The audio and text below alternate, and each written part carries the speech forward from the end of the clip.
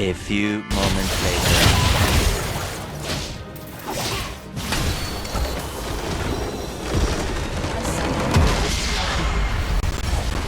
Ay, wala talaga akong future dito sa paglalaro.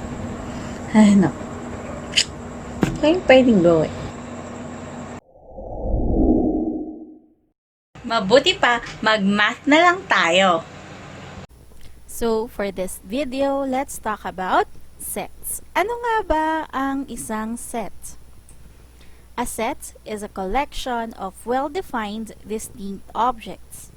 Each object in a set is called a member or an element of a set.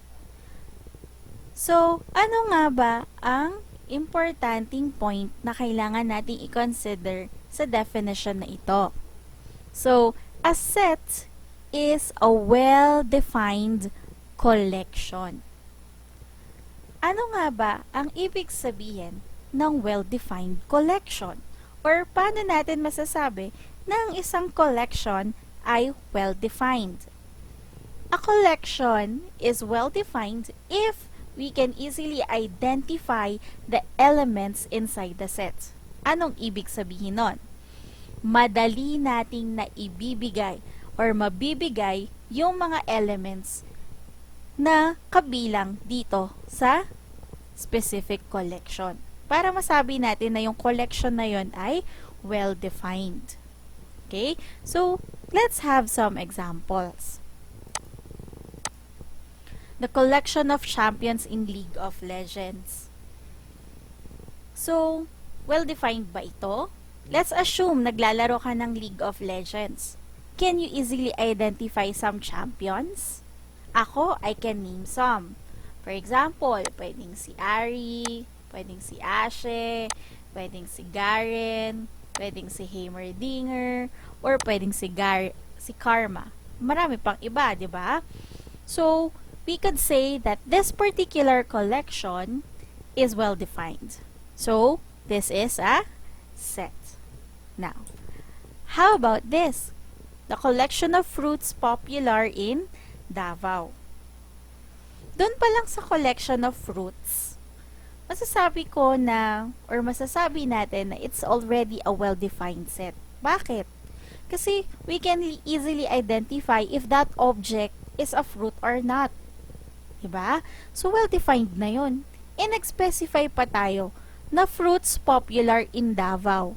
So, more or less, it's well-defined collection. So, this is a set. Ano nga ba yung mga fruits? Can you give some examples of fruits popular in Davao? Merong tayong mangosteen, meron tayong durian, meron tayong marang, meron tayong pomelo, meron tayong lanzones, meron tayong pinya, at marami pang iba, syempre. So, this particular collection is a set. Okay? Next, how about this? The collection of good players in League of Legends. Can we easily identify what are the elements found in this particular set?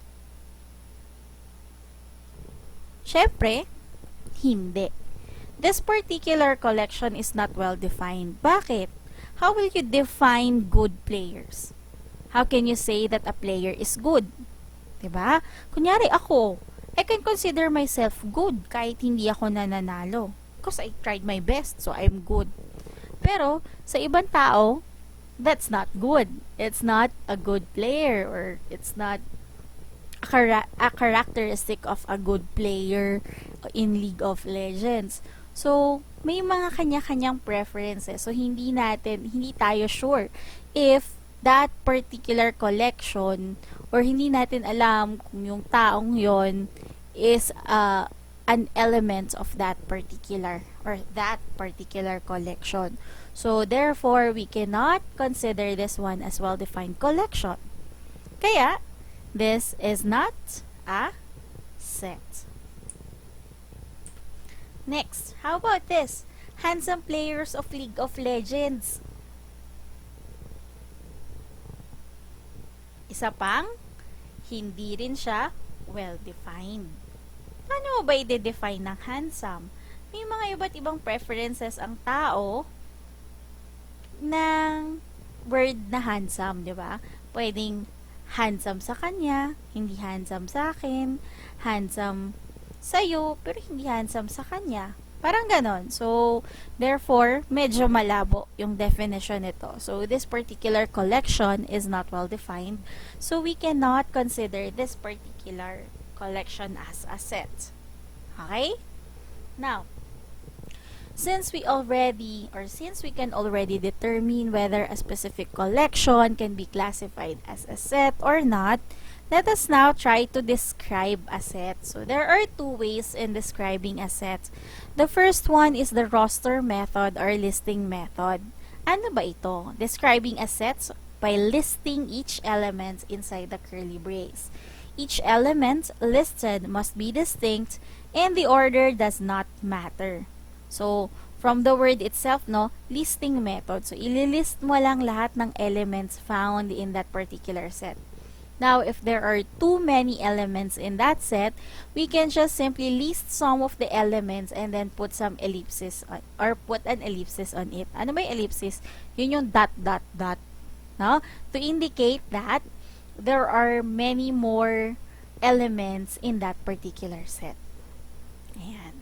Okay. Ano yung pangalawa?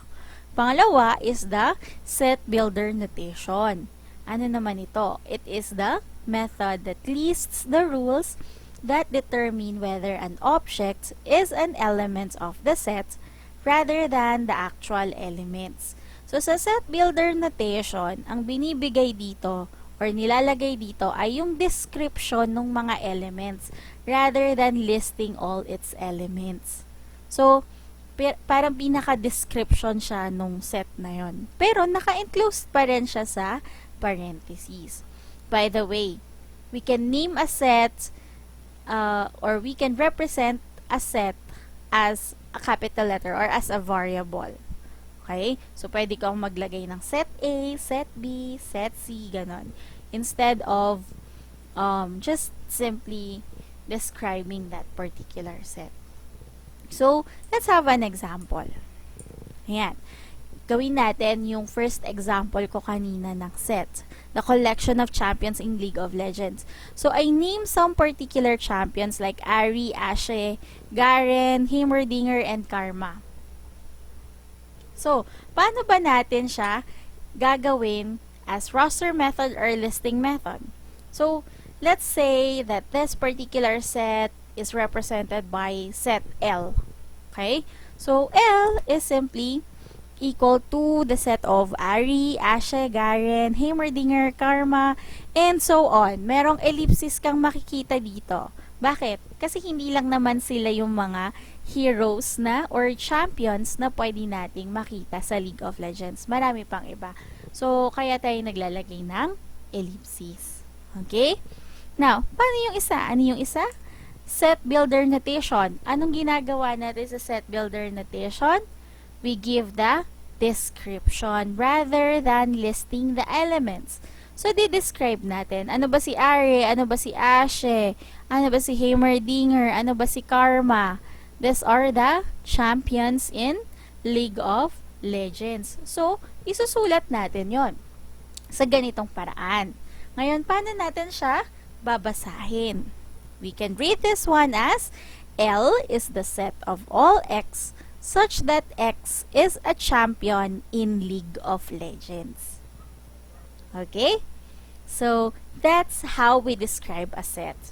Now, as an end, okay, for this particular video, paano naman natin ito i-represent? The collection of fruits popular in Davao. Can you write it or can you describe it in a form of listing method and set builder notation? So, I'm going to leave that one to you. Okay?